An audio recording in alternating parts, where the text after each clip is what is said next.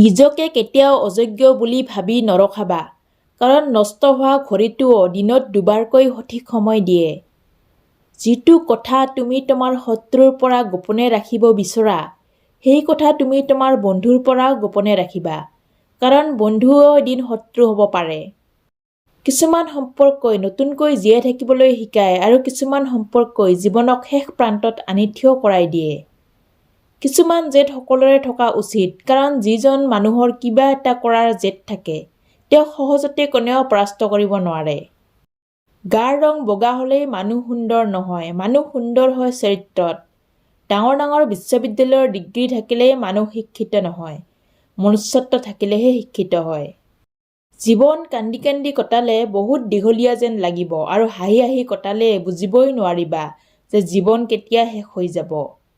যিদিনাখন মায়ে নহয় নিজৰ দায়িত্বই টোপনিৰ পৰা জগাই দিয়ে, সেইদিনাই গম পোৱা যায় যে সেই ব্যক্তিজন পৰিয়ালৰ দায়িত্ব ল'বলৈ সক্ষম।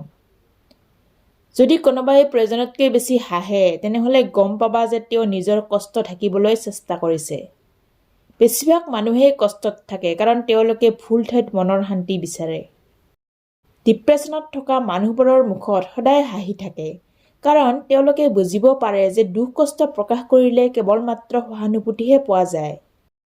পকেটত টকা নাথাকিলে আত্মসন্মান থাকিব লাগে, বুদ্ধি নাথাকিলেও বিবেক থাকিব লাগে, জ্ঞানী নহ'লেও দানী হ'ব লাগে, ডাঙৰ মানুহ নহ'লেও ডাঙৰ মনৰ মানুহ হ'ব লাগে। কেৱল মানুহ হ'লেই নহ'ব, মানৱীয়তা থকাটোও জৰুৰী। জীৱনৰ বেয়া সময়বোৰে বহুত কিবা কিবি শিকায়। অকলে থাকিবলৈ শিকায়, ধৈৰ্যশীল হ'বলৈ শিকায়, জীৱনৰ অৰ্থ বুজিবলৈ শিকায়, শক্তিশালী হ'বলৈ শিকায়, মানুহ চিনি পাবলৈ শিকায়, পৰিস্থিতিক মানি ল'বলৈ শিকায়। যদি কোনোবাই তোমাৰ ভৰসাত বাচি থাকে, তেনেহ'লে সেই ভৰসা ভাঙি নেপেলাবা।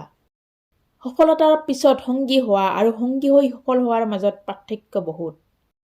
চৰিত্ৰৰ মাজত যদি সত্য নাথাকে, তেনেহ'লে জ্ঞান, অভিজ্ঞতা, গৌৰৱ সকলো বৃথা। সুন্দৰ পোছাক পিন্ধিলে ভাল মানুহ হোৱা নাযায়, ভাল মানুহ হ'বলৈ লাগে সততা। ঠাট্টাৰ চলেৰে যিজন মানুহে আপোনাক সকলোৰে সন্মুখত অপমান কৰে, তেওঁক বন্ধু নবনাব। আমাৰ মন আৰু শৰীৰ বেলেগ বেলেগ নহয়, এটা প্ৰভাৱিত হ'লে আনটোও তাৰ লগতে প্ৰভাৱিত হয়। তুমি অতীতলৈ ঘূৰি গৈ নিজৰ ভুলবোৰ শুধৰাব নোৱাৰিবা, কিন্তু তাৰ পৰা শিক্ষা ল'ব পাৰিবা আৰু নিজকে ক্ষমা কৰি দিয়া, আগতে ভালদৰে নুবুজি ভুল কৰাৰ বাবে। জীৱনৰ দুখজনক বিষয়টো হ'ল আমি বুঢ়া হওঁ সোনকালে, কিন্তু অভিজ্ঞ হওঁতে দেৰি লাগে।